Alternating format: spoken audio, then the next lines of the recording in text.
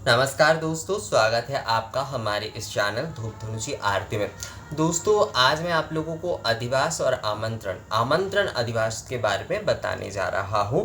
तो यहाँ पर माँ की जो है आमंत्रण विधि की जो पूजा है वो एक्चुअल में जो है वो षोडशोपचार विधि के साथ ही किए जाते हैं। जिस प्रकार से माँ की जो षोडशोपचार या अष्टादश उपचार से पूजन होता है, उसी प्रकार से पूजन करके ही जो है आमंत्रण का नियम निभाया जाएगा।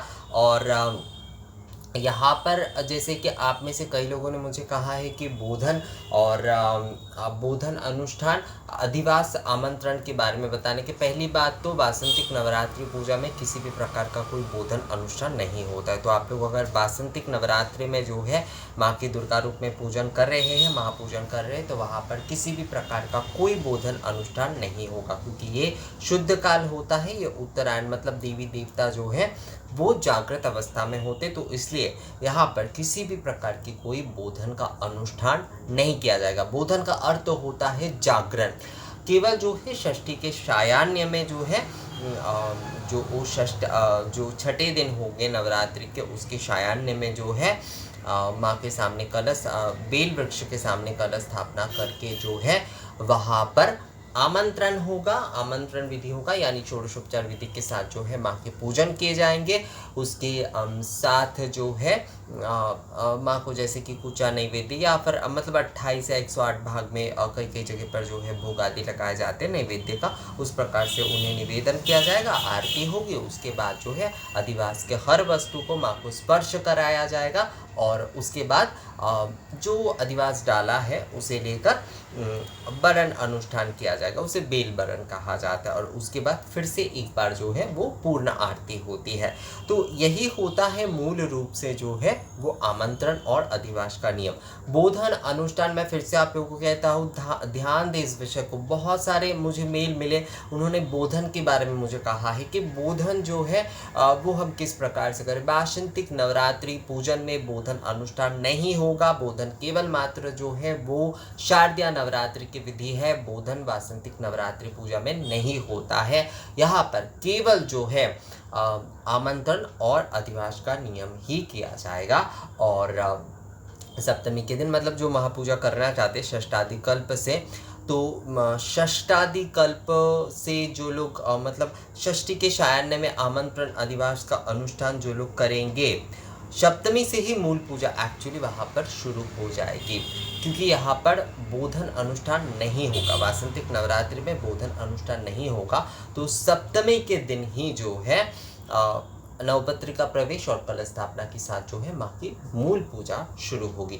तो ये बात ध्यान रखिएगा, वासंतिक नवरात्रि पूजन में बोधन अनुष्ठान नहीं किया जाता है। केवल जो है सायाह्न काल में यहाँ पर आमंत्रण और अधिवास का अनुष्ठान किया जाएगा। तो मैं आप लोगों को बता देता हूँ। देखिए, मैं फिर से आप लोगों को कहता हूँ कि आमंत्रण में जो है आप जो भी षोडशोपचार विधि है उसी विधि के साथ जो है माँ की पूजन करना होगा। कलश और बेल वृक्ष के सामने जो लोग महापूजा करना चाहते हैं, महापूजा और साधारण मतलब साधारण जो गृहस्थ लोग पूजा करना चाहते हैं ना, उनके कई कंफ्यूजन हो रहे हैं। मैं एक्चुअली ये जो सारे वीडियोस बना रहा हूँ वो महापूजा के अकॉर्डिंग बना रहा हूँ दोस्तों। ये जो है मैं जो लोग घर पे जो है साधारण पूजन करना चाहते हैं उसके अकॉर्डिंग जो है मैं ये नहीं बना रहा हूँ। ये जो है पूरी तरीके से जो है दोस्तों, ये महापूजा जो लोग जिन्होंने मुझे एक्चुअली रिक्वेस्ट किया है ना महापूजा के बारे में बताने की, तो मैं उनके उस रिक्वेस्ट को रखने के लिए ही ये वीडियोस बना रहा हूँ। तो जो लोग साधारण पूजा कर रहे हैं वो घबराइए मत। मैं अब बाद में इस बारे में आप लोगों को बताता हूँ, वीडियो के लास्ट में एक्चुअली अभी जो है मैं उस बारे में आप लोगों को बता देता हूँ कि अधिवास और आमंत्रण की जो वस्तु है मतलब द्रव्य जो है। देखिए दोस्तों, जो आमंत्रण विधि है उसमें षोडशोपचार पूजा और आरती ये आपको करना ही होगा। नैवेद्य आप जो है शर्करा नैवेद्य दे सकते हैं, आप चाहे तो फलों के नैवेद्य दे सकते हैं, जो भी आप दे सकते हैं। पर षोडशोपचार या दस उपचार षोडशोपचार या फिर जो है अष्टादश उपचार विधि से आपको पूजन करना होगा और उसके बाद आरती करना होगा। उसके बाद ही जो है अधिवास की सारी वस्तुओं को स्पर्श करके अधिवास क्रिया किए जाएंगे। और उसके बाद जो वरण डाला, अधिवास के वस्तु जो भी जिस पात्र में रखे जाते हैं उसे वरण डाला कहा जाता है। तो उस वरण डाला को लेकर जो है सब एक आरती के तरह ही जो है उसमें धूप दीप भी जलाए जाते हैं। वैसे कई घरों में धूप नहीं जलाए जाते हैं, मतलब धुनो जो है वो नहीं जलाए जाते, पर हमारे घर पे जैसे धुनो बोड़न किया जाता है तो उसमें वो नियम पालन किए जाते हैं। तो ये हर कोई अपने अपने कुलाचार के हिसाब से इस नियम को करते हैं। हर किसी के घर में हर कोई नियम एक जैसे नहीं होता। वरंडाला सजाने की भी अपने अपने घर के अपने अपने नियम होते हैं। मैंने एक्चुअली ऑलरेडी जो है वरंडाला के ऊपर एक वीडियो आप लोग को शारदिया के समय ही बता दिया था कि किस तरीके से माँ के आप स्वागत बड़न जो है वो आप कर सकते हैं। एक धुनो बड़न जो है वो उसके ऊपर भी मैं आपको बता दूंगा, ताकि आप जो है हर पूजा में बरन यानी कि स्वागत बरन जो है उससे आप कर सकते हैं, क्या अनुष्ठानिक बरन जिसे कहा जाता है। तो यहाँ पर जैसे कि पहले जो है ये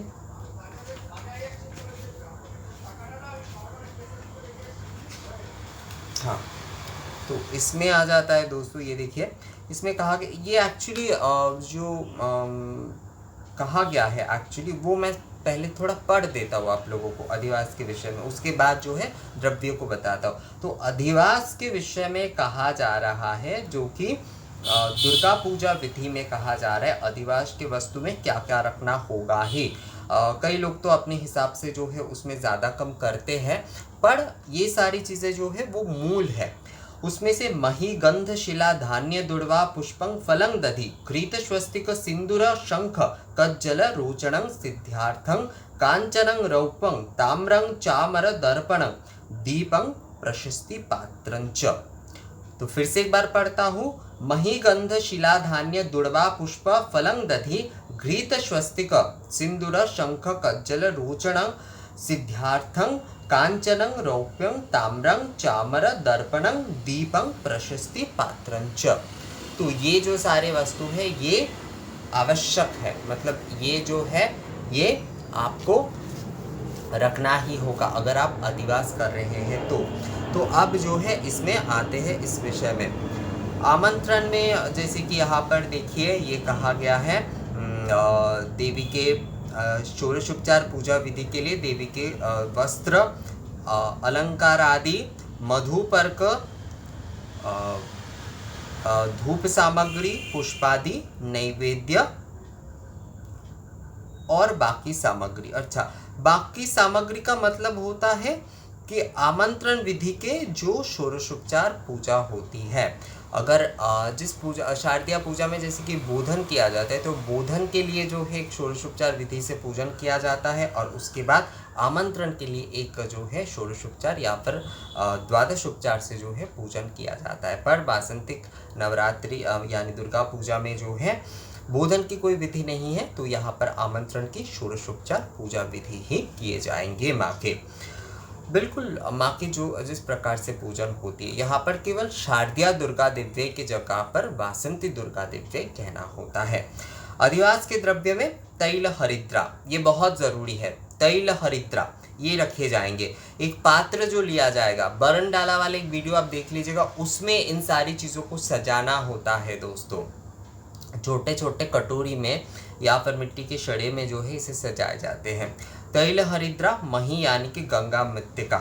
अगर गंगा मिट्टी ना मिले तो किसी भी प्रकार की आप जो है जो आपके आसपास की जो भी नदी के जो मृत्तिका है उसे रख सकते हैं, या फिर वो भी ना मिले तो शुद्ध जो जलाशय है उनकी मृत्तिका भी रख सकते हैं। इसके बाद गंध शिला, गंध यानी कि चंदन, शिला एक नूड़ी रखा जाता है। ये ना कई पर एक्चुअली ये रखने के लिए कहा गया है, जैसे कि मैंने अभी भी पढ़ा आप लोगों को कि नूड़ी एक रखने के लिए कहा गया है, पर मैंने जैसे मेरे परिवार में तो कभी ये नियम नहीं देखा एक्चुअली नूड़ी रखने का। तो जो भी हो मतलब वो रखा जाता है तो आप रख ही सकते हैं अगर आप लोगों को ये समझ में आए और मिले। इसके बाद दुर्वा पुष्प फल अखंड फल। ये अखंड फल जो होता है ये कई लोग केले रखते हैं, 12 केले रखते हैं लोग एक साथ, या फिर मतलब 1 डज़न कहा जाता है, तो 12 केले रखते हैं, या फिर कई घरों में जो है नारियल रखने की भी प्रथा है।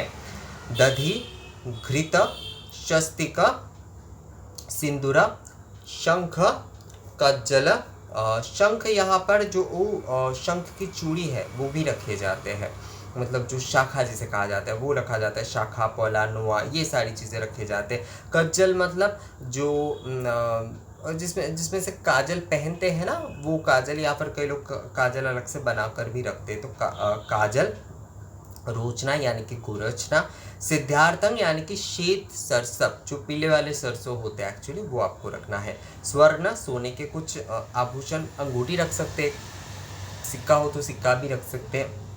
रौप्य यानी कि चांदी के कुछ आपको रखना है। ताम्र, तांबे के कुछ आपको रखना है। दर्पण यानी कि आईना, वो आपको रखना है।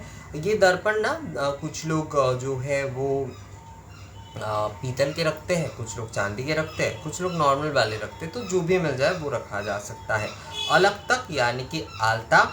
हरिद्रा सूत्र, एक सूत्र होता है जिसे मंगल सूत्र भी एक्चुअली कहा जाता है। हल्दी में श्वेत जो सूत्र होता है उसे हल्दी में डुबोकर जो है उसे हरिद्रा सूत्र बनाया जाता है। हरिद्रा सूत्र। लौह, लौह जैसे कि लोहे की चूड़ी रखी जाती है, और कई कई परिवार के नियम के अनुसार जो है ना लोहे की कुछ एक वस्तु रखे जाते हैं उसमें। पर हमारे यहाँ पर जैसे मैंने अपने घर में देखा है वहाँ पर लौह के बस चूड़ी रखे जाते, मतलब लोहे की चूड़ी रखे जाते हैं। चामर, दीप, चामर, दीप, धुना। अच्छा, यहाँ पर धुना रखने के बारे में भी कहा जा रहा है।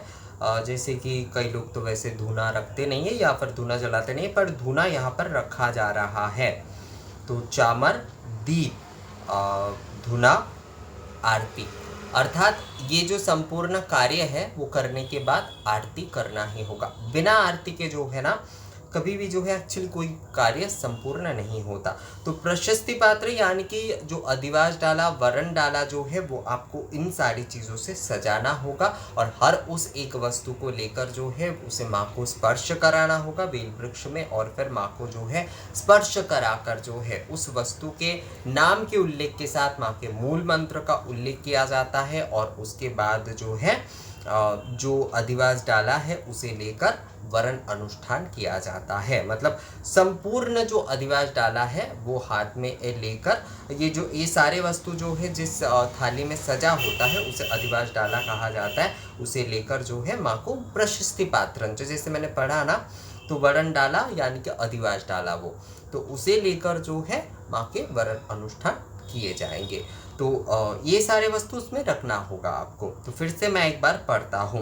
तैल हरिद्रा, गंगा मृत्तिका या कोई अशुद्ध मृत्तिका, गंध, शिला, धान्य, दुर्वा, पुष्प, अखंड फल, दधि, कृत, स्वस्तिक, सिंदूर, शंख, काजल, रोचना, सिद्धार्थम, स्वर्ण, रौप्य, ताम्र, दर्पण, अलक्तक, हरिद्रा सूत्र, लौह, चामर, दीप, धुना, आरती।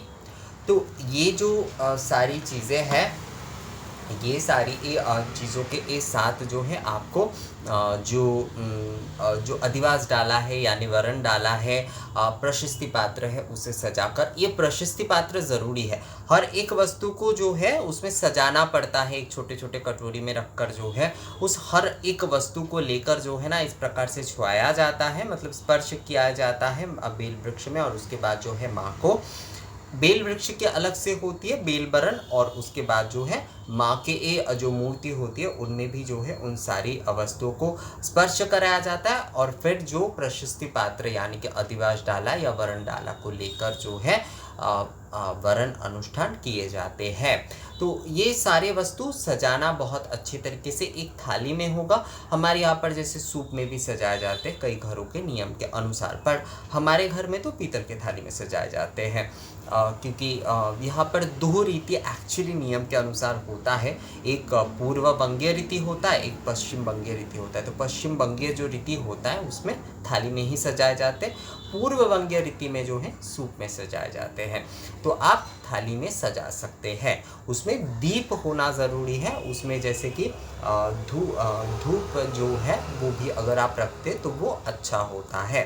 तो इस प्रकार से जो है दोस्तों आपको जो अधिवास डाला है वो आपको सजा लेना है। अधिवास की ये वस्तु जो है वो सबसे पहले आपको व्यवस्था करना है और उसके बाद उसे सजा कर जो है माँ के अधिवास अनुष्ठान और वरण अनुष्ठान करना होगा। इसमें हर वस्तु के नाम उल्लेख करके माँ के मूल मंत्र के उच्चारण करके ही जो है उन वस्तुओं को स्पर्श कराया जाता है। बाद में लास्ट में जो है उन सारी वस्तु जिस थाली में है उस थाली को लेकर जो है 7 बार मैंने वरण में दिखाया है, 7 बार जो है माँ के वरण किए जाते हैं। कई घरों में जो है वो 21 बार भी होता है।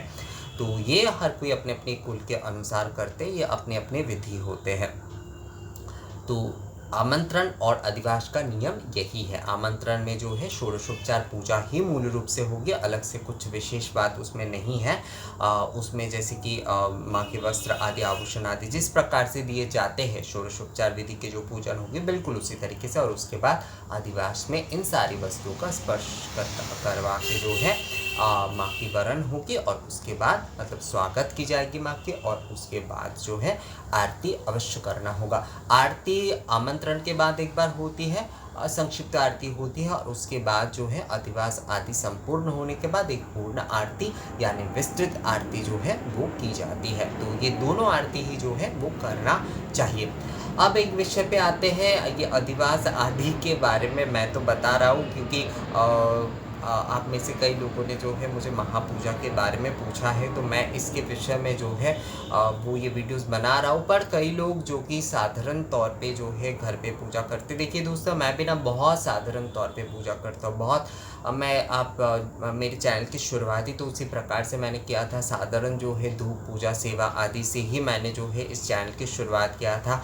आज आप लोगों के प्यार से, माँ के आशीर्वाद से जो है वो 10,000 से ज़्यादा सदस्य हमारे चैनल के साथ जुड़े हुए हैं, और ज़्यादातर 80% जो हमारे सदस्य हैं ना वो इन धूप पूजा और इन आदि से साधारण गृहस्थ पूजा में ही अभ्यस्त है। और वो जब मुझे सवाल पूछते हैं तो मुझे यही समझ में भी आता है कि वो साधारण पूजा को ही संपूर्णता से किस प्रकार से और ज़्यादा कर पाए, मतलब फाइन तरीके से, वही वो एक्चुअली जानना चाहते हैं। यहाँ पर मैं ये जो कुछ वीडियो बना रहा हूँ ये सच में जो है ये महापूजा के ऊपर है, और इसे लेकर कई कंफ्यूजन भी हो रहा है। इस वजह से कई लोग इसलिए मुझे पूछ रहे हैं कि क्या ये करना ज़रूरी है, नहीं तो नवरात्रि की पूजा नहीं होगी।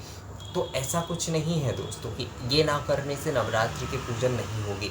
महापूजा की ये एक विधि है। महापूजा की विधि जो लोग मुझसे जानना चाह रहे थे, एक्चुअली मैं ये सारे वीडियो बनाना उतना नहीं चाहता हूँ, क्योंकि मैं चाहता हूँ कि साधारण जो पूजा आरती के वीडियोज़ है वही बनाना।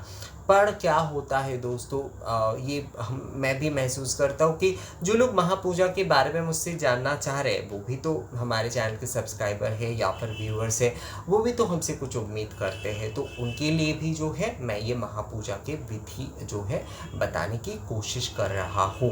और बाकी जो साधारण पूजा आदि के विषय में है वो तो हम आगे बताएंगे ही, आगे जो है धूप पूजा आदि इन सारे विषयों में ज़रूर बात करेंगे। अन्नपूर्णा पूजा के विषय में जो है साधारण तौर पर हर कोई किस प्रकार से कर पाएगा घर पे, उस बारे में भी हम लोग अवश्य बात करेंगे। महापूजा के ये जो सारी वीडियो है वो जो लोग महापूजा करना चाहते हैं उनके लिए, साधारण जो भी गृहस्थ पूजा आदि के नियम है वो जो है अपने तरीके, मतलब जो साधारण पूजा के नियम है उसी तरीके से पालन करें। ये अधिवास आदि इन सारी चीज़ों को लेकर आपको कंफ्यूज होने की ज़रूरत नहीं है। मैंने शारदीय नवरात्र के समय भी बताया था कि आप जो है जिस दिन पूजन शुरू कर रहे हैं तो पूजा आप जब जो है संकल्प आदि के पहले आप माँ की जो है स्वागत वरण कर सकते हैं। तो वो जो है एक थाली में जिस तरीके से जो मैंने दिखाया है आप लोगों को, जो सहज तरीके से वरण डाला बनाकर आप कर सकते हैं माँ की, या फिर मैं आगे जो है दोनों वरण के ऊपर भी एक वीडियो बना दूंगा, उसके हिसाब से भी आप जो है माँ की वरण आदि मतलब स्वागत या आनुष्ठानिक आप बोल सकते हैं, स्वागत एक प्रकार से माँ की हम आनंदित होकर ऐसे तो देखिए जिन घरों में नित्य माँ की पूजन होती है वहाँ पर अधिवास आदि आमंत्रण आदि ये नहीं होती, क्योंकि माँ वहाँ पर नित्य विराजित होते हैं। तो जिनके घर में नित्य दिन माँ की पूजा होती है वहाँ पर तो ये सारी विधि की कोई आवश्यकता ही नहीं होती। पर कुछ लोग क्या होते हैं, क्योंकि ये साल में 2 ही बार आते हैं इतने धूमधाम से नवरात्रि जो है, तो इसलिए ऐसे नियम कुछ निभाना चाहते वरण आदि के नियम तो वो कर सकते, माँ की स्वागत जो है वो कर सकते हैं। माँ की थोड़ा विशेष जो है श्रृंगार करके वो माँ की अगर करते हैं तो उसमें समस्या कुछ नहीं है। पर अधिवास आदि को लेकर जो है जो कन्फ्यूजन हो रहा है वो कन्फ्यूजन आप लोग बिल्कुल मत पालिए दोस्तों। ये महापूजा के नियम हैं, जो लोग महापूजा करना चाहते हैं ये उनके लिए है। इस प्रकार से ना करने से जो है नवरात्रि नहीं होगी, यहाँ पर ऐसा कुछ नहीं है। जो लोग महापूजा करना चाहते हैं वो महापूजा की विधि के अनुसार करें। हम जो साधारण पूजा आरती के माध्यम से माँ की पूजा आदि करते हैं हम उसी प्रकार से करेंगे। तो दोस्तों इस बारे में आगे की वीडियोस में बहुत कुछ आने वाला है। तो ये वीडियो जिन लोगों के लिए था, मेरे जिन दोस्तों के लिए जिन्होंने महापूजा के बारे में मुझे बार बार पूछा था और ये कहा था कि अधिवास या वरण डाला में किस प्रकार से अधिवास की डाला सजाया जाए, अधिवास में किन किन वस्तुओं का उपयोग किया जाए, तो उनके लिए वीडियो था। ये वीडियो उन लोगों को कैसा लगा मुझे कमेंट्स करके ज़रूर बताएगा। अगर ये वीडियो अच्छा लगा है तो इसे लाइक और शेयर भी ज़रूर कर दीजिएगा। मिलेंगे आपसे अगली वीडियो में नए जानकारी के साथ, तब तक के लिए नमस्कार।